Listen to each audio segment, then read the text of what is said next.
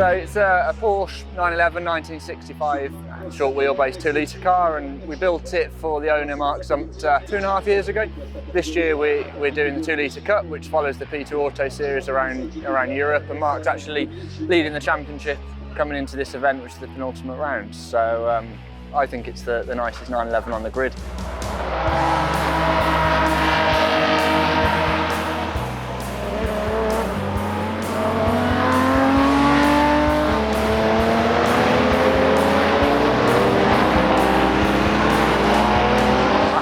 911 till a couple of years ago, and then I drove one at Goodwood in the John Adlington Trophy at members meeting, and that was the first time I'd really driven an old school 911. Obviously you've got a huge amount of weight out the back, so the car moves around a lot. They're a lot more physical than the touring car. You know, the touring car I drive, the BMW, it's very hot, and obviously there's a lot more grip and it's all a little bit more aggressive, but these cars you really probably, in a weird way, you have to think about what you're doing a lot more, because you can influence what the car does a lot more as a driver because you've not got much grip.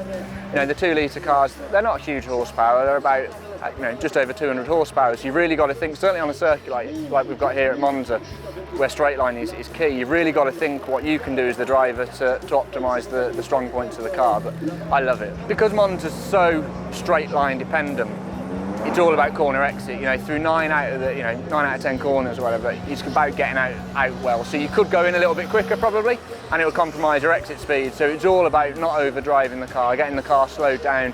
So the key is to get to full throttle as soon as possible, because what you gain on the exit then stays with you down these really, really long straights. So it's, on paper you look at it and think, well, there's not actually that many corners to Monza, but it's actually quite technical in the sense it's so easy to overdrive a car here, and then you just hemorrhage time down the long straight.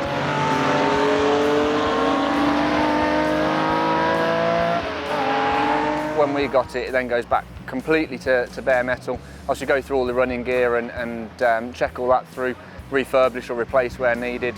Obviously it's a pretty old car, so it's going to need some fabrication and some rot repair in places. Then you start on the race stuff, so the roll cage, the strengthening in certain areas of the chassis. But with all historics, you've got to fit into the regulations, so you need to keep that in mind as well when you're working on the car on the fabrication side. So with obviously then the fabrication's done, it goes to the paint shop, full inside and out paint job, and we really pride ourselves on how our cars look and how they're presented and appear. So the paint job is a very big part of it to us. And Mark kind of specified he wanted this car with full carpet, full interior in. We've done some differently since then, but this one looks very original, and it's always a challenge of, I think, keeping the car looking original, but equally we want it to win races and be reliable. So it's always a bit of a challenge of how far do you go in terms of the build spec. You don't want to go too modern with it, but equally we want to come and win events with it.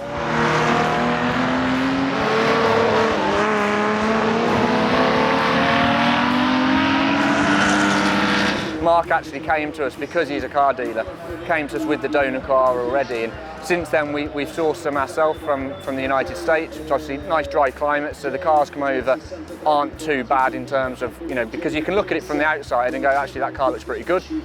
When you then either get it bead blasted or dipped, it takes all the metal and it can then, the car has then got no paint on it or anything like that, no underseal or anything covering any rot up. So the car always looks quite a bit different from how you see it initially to then once you've had it all stripped. So the main priority is a car that doesn't need too much fabrication or too much rot repair.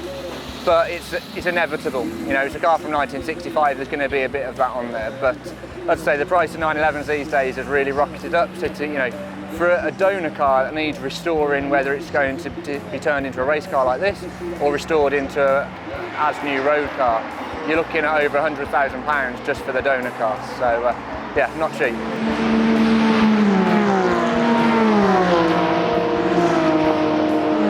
I love all historics. I just love the driving and the enjoyment. This is a really competitive series. We qualified third today, and the top 3 are separated by 0.2 of a second. So there's some really good people do it, there's some good teams do it, and I love it that you can come, have a great weekend.